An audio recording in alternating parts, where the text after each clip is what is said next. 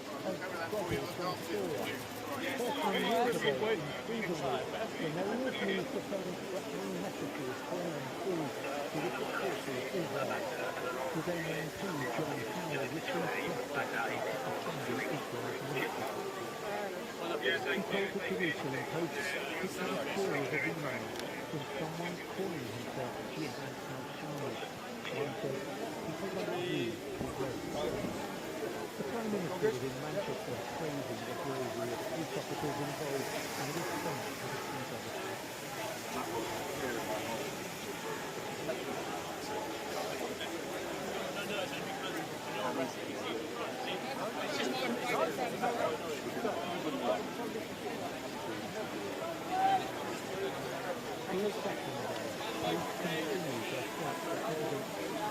Stand by, we're coming to you in about 5 seconds.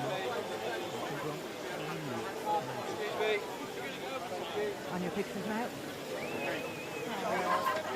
Marches taking place around the country, particularly in London, warnings that Palestine Action should not be carried out as people with banners supporting it. There was a police confirmed, the Metropolitan Police have confirmed that they have begun making arrests. This is the Defend Our Juries protest taking place at Trafalgar Square there. They say 6 people have been arrested. That's because they unfurled a banner in support of Palestine Action on Westminster Bridge. We need some more people to help now. Trafalgar Square. The people arrested were on Westminster Bridge. The Met has said officers have begun making their way into Trafalgar Square, where people are guys, excuse me. in support of Palestine. Good. Out the way, please! Out the way, please, guys! They say the square is busy, but quite a few people in the crowd appear to be observing citizens not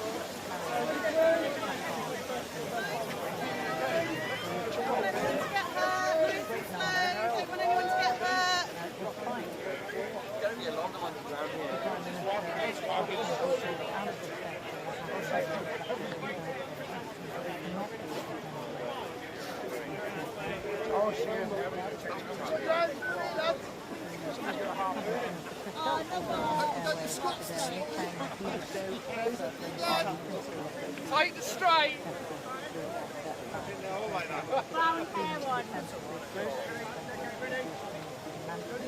Respect this lady's dignity!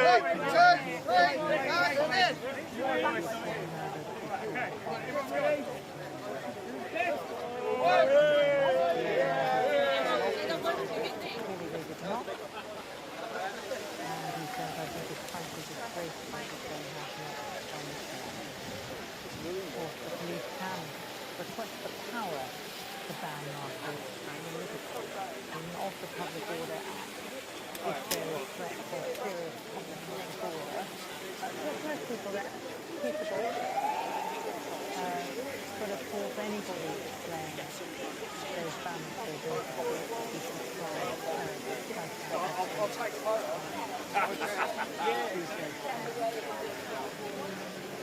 Spring end. There needs to be else These are not unfamiliar with Don. We've seen it week in, week out. You'd be surprised. Palestine Action was surprised at terror groups. It really heightened tensions today after what happened in Manchester. Yes, and this protest is going ahead in defiance of appeals not to go ahead with it by the Prime Minister, the Home Secretary and the Metropolitan Police Commissioner Paul Rowley. Now, on Thursday night, within about half an hour of the Prime Minister's very solemn words, the killing in the synagogue in Manchester, within half an hour, there was a big pro-Palestinian noisy demonstration outside the gates of Downing Street and following that, the PM and indeed the Home Secretary and the Rowley said, look, it's not right, it's insensitive to go ahead with this planned protest on Saturday. This is not the right time they have ignored those Just hold on to my requests. bag. You need to grab. All of this, and indeed you can see looks like somebody being carried away there, and Follow out. in defiance also of the Let fact that himself gone. this group Palestine Action has been prescribed, it's legal, so anyone attending these demos is actually breaking the law. That's why they're being carted off, and they're very close to where I'm talking to you from. There are big tents where anyone arrested is going to protest. So the point that Mr. Rowley made was that this is taking up police resources at a time when the police want to be protecting the Jewish community, synagogues and other Jewish places in Islam. And so clearly those pleas from the police chief, from the Home Secretary and the Prime Minister have been ignored, and this demonstration is going ahead here in Westminster. Looks like Trafalgar Square, I'm not sure, but very close to Parliament, and indeed probably going up Whitehall towards Trafalgar Square as well.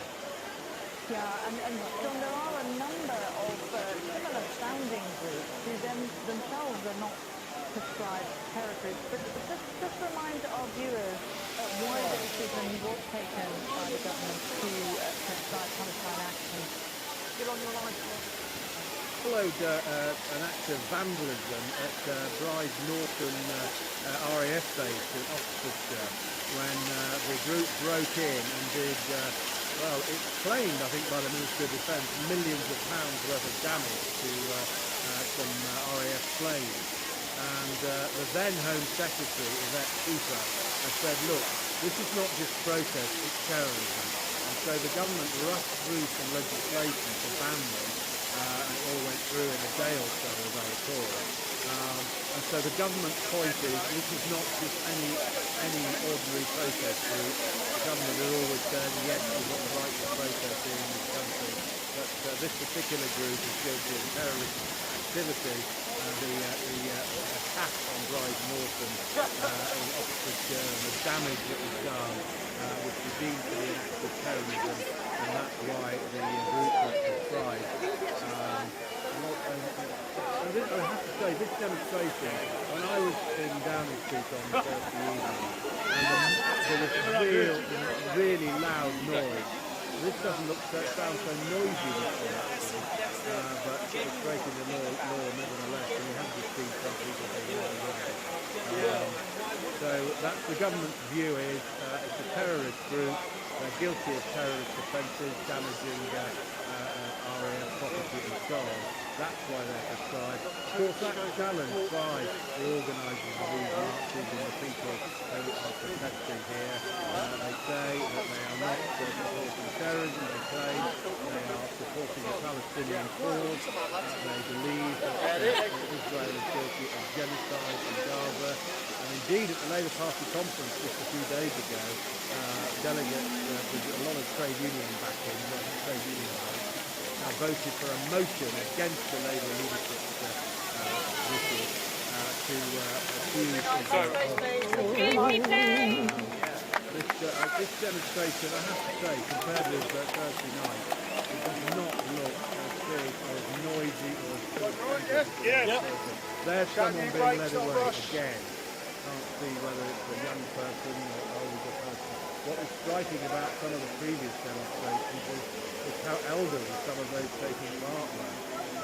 And indeed, I vaguely remember there was what looks like a Church of England vicar, or a priest anyway. Yeah, there's another arrest there. Look, that one. That person looks like a fairly young woman in that case. No sort of struggle or protest. That you see where that is actually. I'm not sure if that's Parliament Square or you see the buses in the back there. No, that's Trafalgar Square. Obviously, that's Nelson Cole. This is the most brilliant protest. Yeah, so that's Trafalgar Square. That seems to be where the group are now. With the demo on Thursday evening, they were marching past the gates of Downing Street. There's no shouting of slogans this time. But I think I'm right in saying it's not officially due to start, or perhaps it has started. I think it's due to start at 1 o'clock. But so far there isn't the chanting and the shouting and slogans this time, not yet anyway. You've got officers coming behind you. A number of people have been led away. I'm trying to see what's happening there. Police officer there. Sorry. Yes, the police officer there has got her arm somewhere. It all looks quite low key compared with some of the protests we've seen. But nevertheless, they are deemed to be breaking the law and they will be. Now there's someone being carried out as well, presumably those that now an older person, I'm not sure. What struck me was the previous demonstrations, some of them were quite elderly, some of the elderly people demonstrating. It's not packed, I have to say, and perhaps some of the people have eagerly pleased the Home Secretary of the Prime Minister and Chief of the Met not to attend. We will no doubt at some point get some numbers from the police. Wait, which one? Police Yeah, it was right to be honest. I never got it. It's nothing to do with I actually enjoy it. All of the parties, isn't it? Balancing the freedom of the people, the right to protest, but not then spill over into the terrorist activity, which is very much on the agenda as well of the Conservative Party, who's concentrating in Manchester. Yes, later on today, whilst those arrests are going on, I think I'm right in saying there's another demonstration in Manchester. Certainly, you always get demonstrations of one sort or another party, the government party or the main opposition party. Let me just tell you about the policy that Kemi Badenoch has announced today. She's announced that the Conservatives will leave the European Convention and European Court, European Convention on Human Rights if they were to be elected. The next election, well, that's opinion polls, and that's unlikely. Kemi Badenoch commissioned a report by a Tory lawyer, Lord Walton. He was a junior Justice Minister in the last government who quit over Partygate in protest at Boris Johnson breaking COVID rules. 5 issues were examined: asylum, veterans, housing and public services, prison sentences and climate change. Kemi Badenoch says it's time for Britain to leave the ECHR and not come to this decision lightly. She does say, I've always been clear we should leave the ECHR if necessary. Well, that is disputed because, of course, when she fought Robert Jenrick, who's very strongly in favour of this move, she wasn't so convinced about it then. I should tell you that the other parties have, in some cases, ridiculed this move, in some cases criticised it sharply. The Liberal Democrat leader Davies said Kemi Badenoch chosen to back Nigel Farage and join convention. And also he said that I take the former One Nation Conservative has been abandoned by the party and lurched to the extreme. You have a home with us. Well, you would say that would be okay. Reform UK, the Conservatives had 14 years to leave the ECHR. It's taken 14 months to decide what their policy is. Nobody trusts a single word they say. Chris Philp has hit back refusing reform and saying that their policy is very different to reform. But I think a lot of people will say it sounds a bit like what the Tories are arguing. What we're looking at now is demonstration. The smaller parties, of course, that have opposed the government's action and Palestine Action, but the government rushed the legislation through. We can see a number of arrests there. I have to say, not a massive number of arrests, or is that another one there? Enjoying you categorising these protesters as either old or young or fairly young.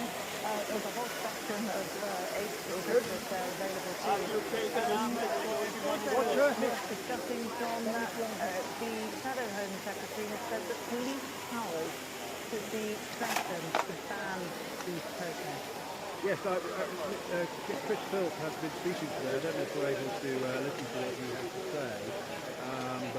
Yes, Christoph, of course, has called for stronger police powers to police these demonstrations. This is something, I mean, police chiefs like Mark Rowley, always call for This way, straight on me, straight on me.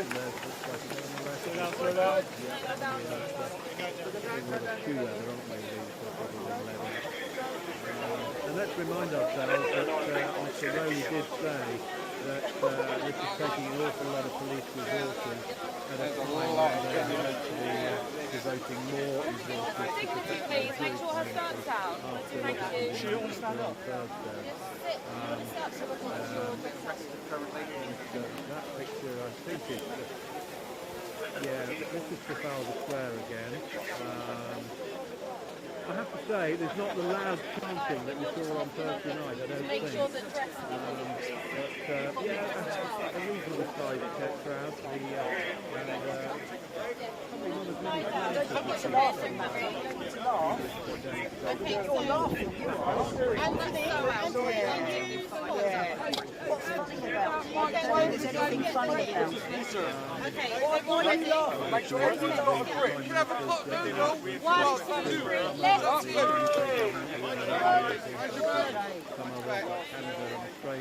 To recognise the Palestinian state.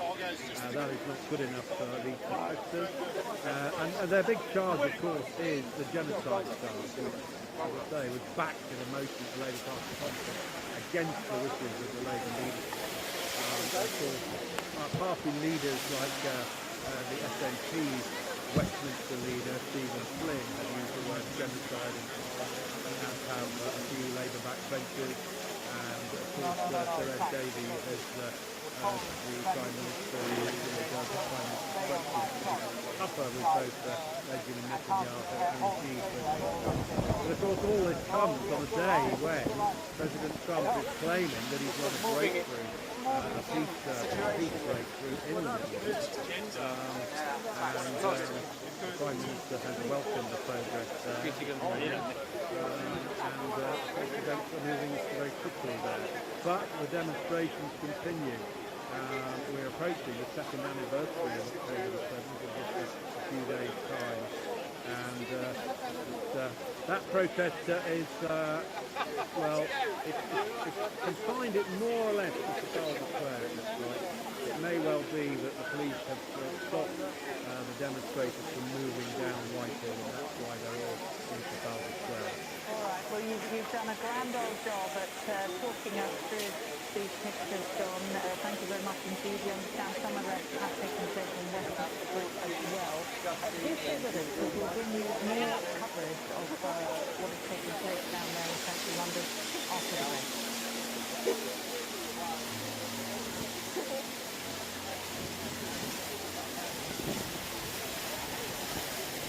Well done, John.